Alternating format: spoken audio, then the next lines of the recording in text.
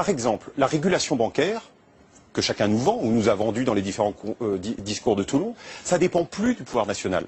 Ça dépend du comité de Bâle. Qu'est-ce que le comité de Bâle? C'est un comité de gouverneurs de banques centrales, de différents pays du monde, indépendants de leur propre gouvernement, indépendants, donc non élus, qui statuent entre eux et généralement en consultant des banquiers sur la régulation bancaire. Les banquiers sont les plus grands spécialistes et comme il n'y a pas de spécialistes parmi les clients, c'est les banquiers.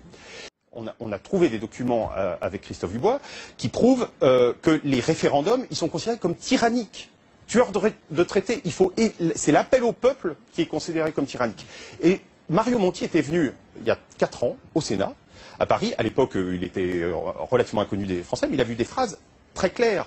Ce qu'il appréciait dans l'Europe telle qu'elle fonctionne aujourd'hui, parce que ce n'est pas une remise en cause de la construction européenne, c'est de l'Europe telle qu'elle fonctionne aujourd'hui, ce qu'il appréciait, c'était qu'elle soit à l'abri des aléas de l'humeur de l'électorat et qu'elle soit éloignée des contraintes électorales. Moi, je ne peux pas être d'accord, en tout cas personnellement, avec mon ami. Je ne peux pas être d'accord du tout parce que l'explication est trop simple. On est vraiment dans la théorie du complot. Et finalement, ce sont ces gens-là qui manipulent, etc., qui s'installent et qui font de la politique. La présentation laisse à penser que c'est du complot. Tu es complètement dans la théorie du complot et c'est le problème de ta démonstration. Complotiste, on est en train de traiter les gens de paranoïaques. On est en train de les médicaliser. Ça vaut rien. Donc, pour moi, je sais qu'il y a des gens qui font attention à tout ce qu'ils disent pour ne pas être rangés parmi les complotistes. Moi, de toute façon, je suis candidat à rien.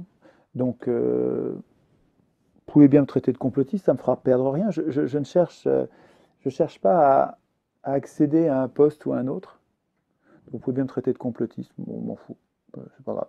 Par contre, ce que j'observe, c'est que de fait, nos élus, qui sont prétendument nos serviteurs et qui prétendument servent l'intérêt général, de fait, ces gens-là, qu'ils soient étiquetés de droite, mouvement populaire soi-disant populaire, ou qu'ils soient étiquetés de gauche, soi-disant socialiste, ces gens-là ont tous une politique que moi j'appelle de droite dure, hein, c'est-à-dire la politique qui sert les plus riches.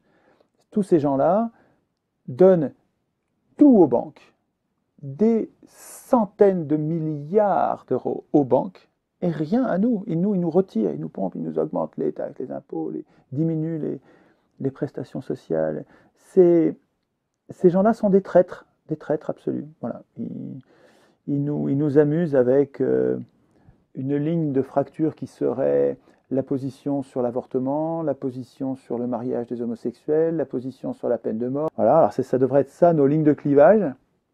Et la ligne de clivage riche-pauvre ne compte plus pour rien. Voilà. On peut être aussi bien à gauche qu'à droite, on peut servir impunément les intérêts des riches, et finalement, le clivage gauche-droite est ailleurs. Ben, non, je suis désolé, je trouve qu'on n'a que des gouvernements de droite. Les riches ont pris le contrôle de tous ceux qui sont à droite et à gauche, font la pluie et le beau temps pour leurs intérêts.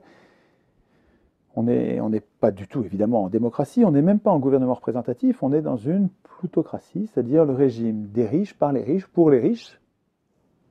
Et depuis le départ, depuis 1789, depuis Sieyès, hein, depuis 1789, ceux qui ont fait la Révolution française, ceux qui ont affamé le peuple pour qu'il se révolte et renverse ses maîtres, et qui ont mis à la place, qui ont pensé, voulu voter les institutions de remplacement, savaient qu'ils ne mettaient pas en place la démocratie, et ils ont mis en place une plutocratie, c'est-à-dire le régime des riches.